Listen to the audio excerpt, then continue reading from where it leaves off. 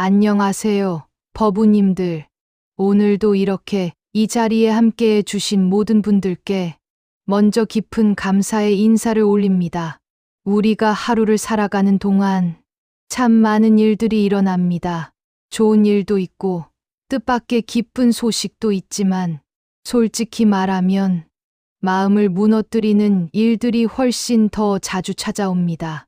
누군가의 무심한 말 한마디에 상처를 받고 가족에게 들은 한마디 비난이 오래도록 가슴에 남고 직장에서 들은 부당한 평가가 밤에 잠을 설치게 만들 때도 있습니다.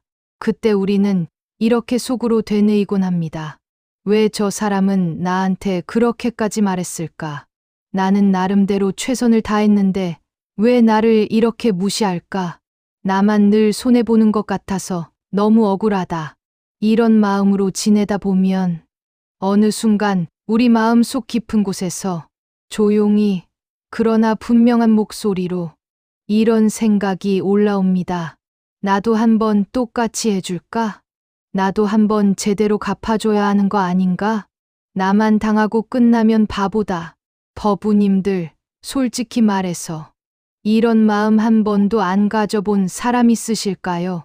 이게 바로 악한 마음의 씨앗입니다. 오늘 우리가 함께 나눌 부처님의 말씀은 바로 이 순간에 대한 가르침입니다. 부처님께서는 우리 마음이 그런 유혹 앞에 서 있을 때 단 한 문장으로 길을 제시해 주셨습니다. 악한 마음을 이기는 것은 오직 선한 마음뿐이다. 이 말씀은 그냥 착하게 살라는 흔한 도덕 교과서의 문장이 아닙니다. 이 말은 내 마음이 무너지지 않고 살아남는 길, 상대의 악함 속에서 같이 썩어버리지 않는 길, 억울함과 분노 속에서도 내 마음을 지켜내는 강력한 방편입니다. 오늘은 이 한 문장을 붙잡고 천천히 아주 깊이 우리 삶과 마음을 들여다보는 시간을 가져보겠습니다. 본격적인 말씀에 들어가기 전에 한 가지 부탁을 먼저 드리겠습니다. 오늘 이 말씀이 법우님들의 삶과 마음에 조금이라도 도움이 되셨다면 구독과 좋아요로 함께 해주시면 감사하겠습니다. 그 작은 눌림 하나가 이 채널이 더 많은 분들에게 부처님의 지혜를 전하는데 큰 인연이 되어줍니다. 정말 고맙습니다. 이제 천천히 한 걸음씩 들어가 보겠습니다. 우리가 살아가면서 겪는 괴로움의 상당수는 사실 사람 때문에 생깁니다. 돈이 부족해서 힘들기도 하고 건강이 나빠져서 고통스럽기도 하지만 가만히 마음을 들여다보면 가장 오래, 가장 깊게 남는 상처는 대부분 사람에게서 온 상처입니다.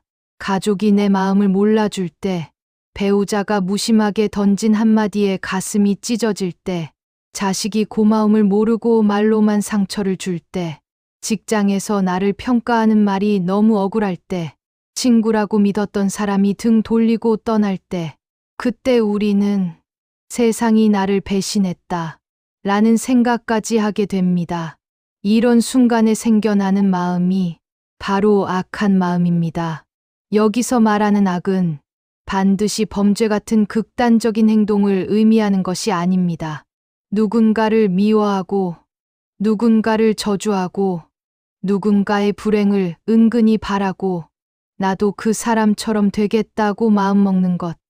이 모든 것이 이미 악의 씨앗입니다. 부처님께서는 마음의 세계를 누구보다 깊이 꿰뚫어 보신 분입니다. 그래서 이런 말씀을 하셨습니다. 모든 것은 마음에서 비롯된다. 마음이 더러우면 괴로움이 따르고 마음이 깨끗하면 행복이 따른다.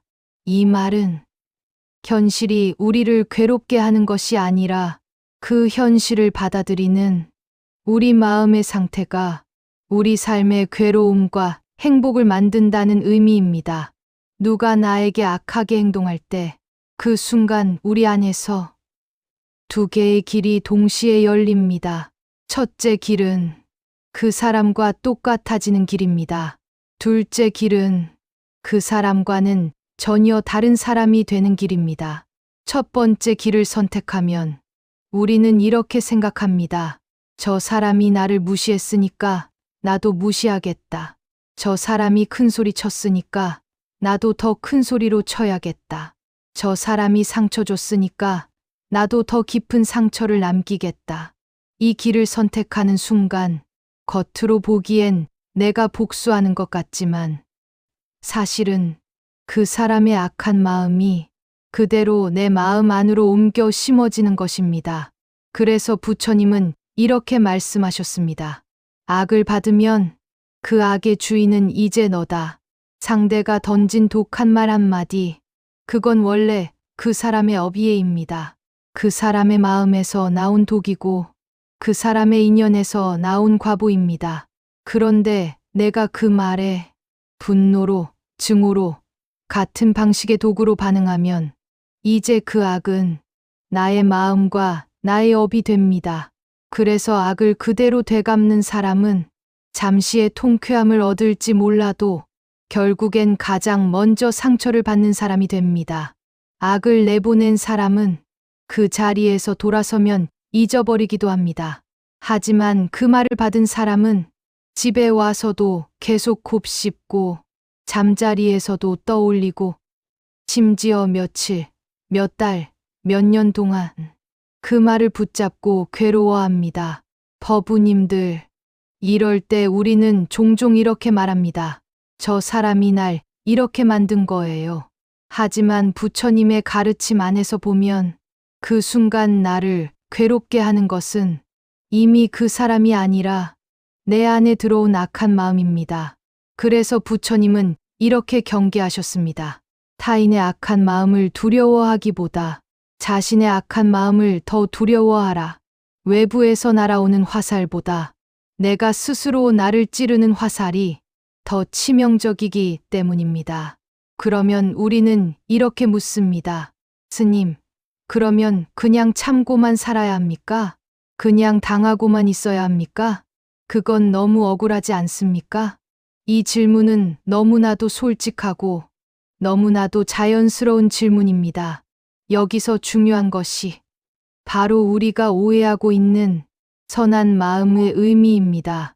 많은 사람들은 선한 마음이라고 하면 그저 아무 말도 못하고 당하면서도 웃고만 있고 억울해도 표현하지 못하는 약한 마음이라고 생각합니다. 하지만 부처님께서 말씀하신 선은 그런 의미의 착함이 아닙니다.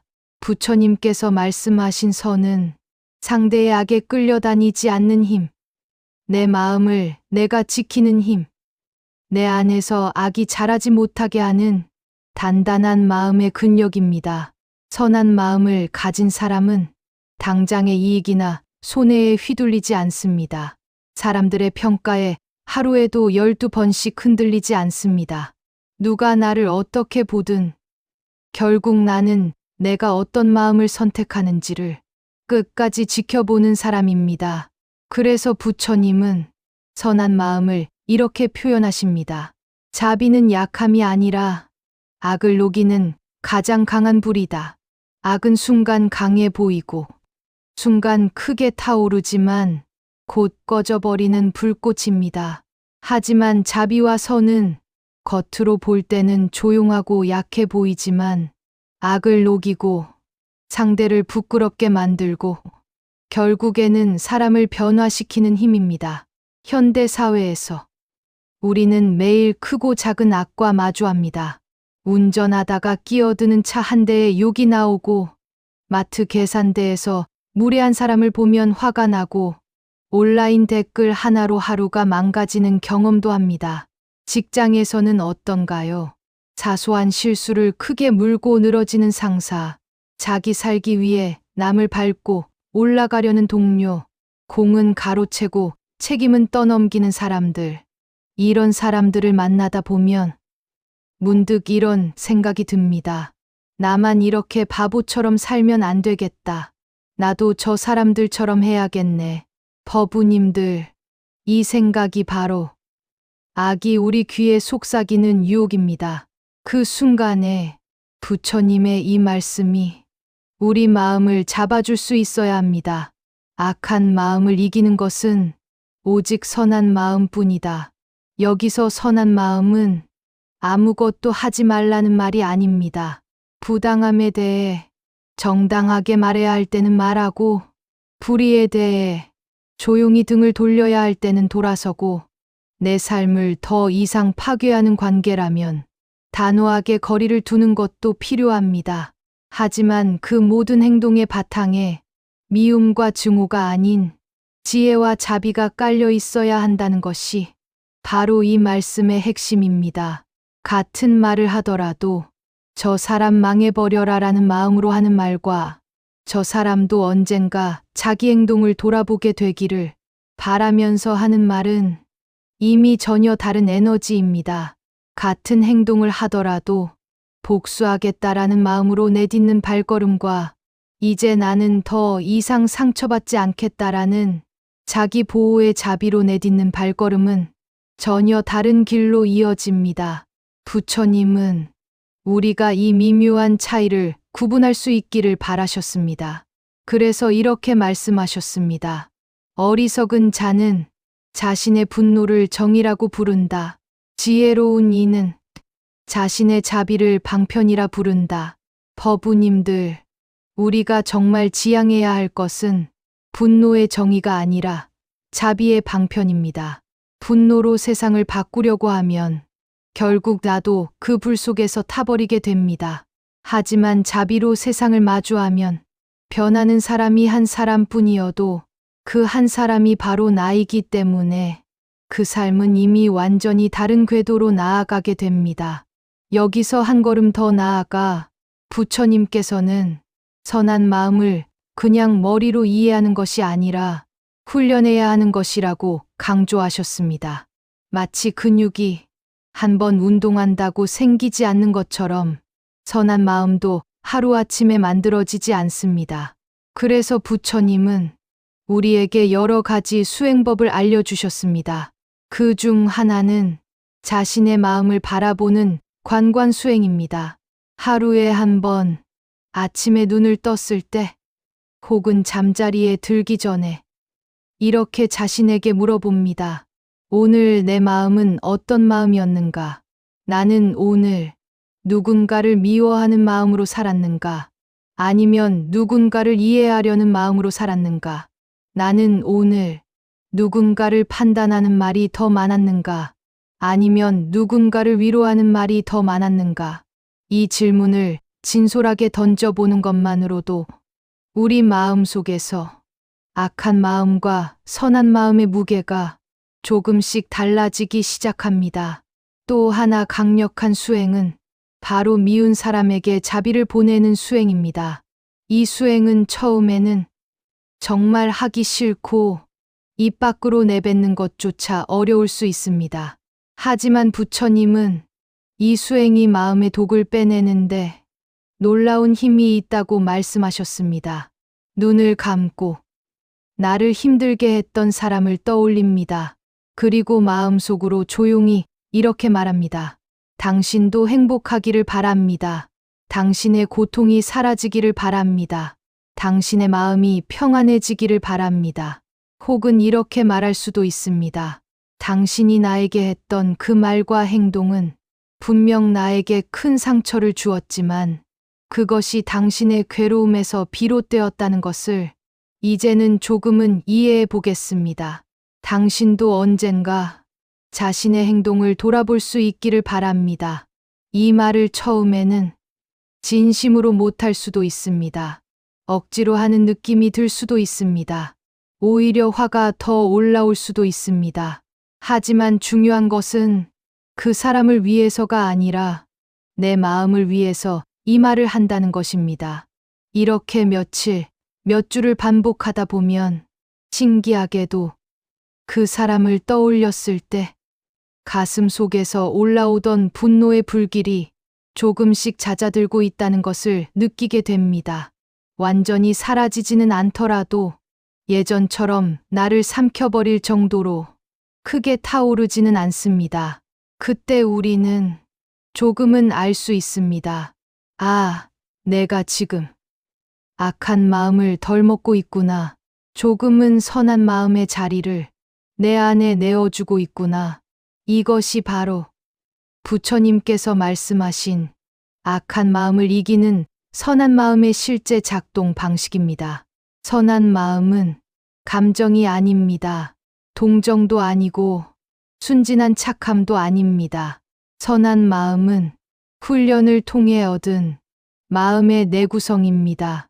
누가 나에게 어떻게 하든 내 마음을 그 사람에게 내주지 않는 것, 내 인생의 방향을 그 사람의 말과 행동에 맡기지 않는 것, 그 어떤 악한 마음이 와도 내 마음속 중심은 자비와 지혜의 방향을 잃지 않는 것, 이것이 바로 선으로 악을 이기는 삶의 모습입니다.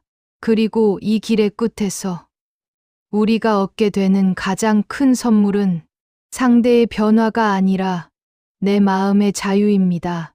저 사람이 변하면 좋겠죠. 하지만 그 사람이 변하지 않더라도 나는 이제 그 사람 때문에 내 마음이 망가지지는 않겠습니다. 이것이 바로 부처님께서 우리에게 가르치신 진정한 승리의 모습입니다. 악을 이기는 승리는 상대를 무너뜨리는 것이 아니라 내 마음이 더 이상 쓰러지지 않는 상태입니다. 법우님들, 오늘 이 긴 말씀 중에서 모든 내용을 다 기억하지 않으셔도 괜찮습니다. 다만 이 한 문장만은 조용히 마음에 새겨보셨으면 합니다. 악한 마음을 이기는 것은 오직 선한 마음뿐이다. 이 문장이 법우님들이 앞으로 살아가시는 동안 누군가의 말과 행동 때문에 가슴이 무너질 것 같은 순간마다 작은 기둥처럼 마음을 받쳐줄 수 있기를 바랍니다. 오늘도 여기까지 함께 해주셔서 진심으로 고맙습니다. 부처님의 지혜와 자비가 법우님들의 하루와 가정과 마음 위에 고요한 빛으로 머무르기를 기원드립니다. 감사합니다. 나무아미타불 관세음보살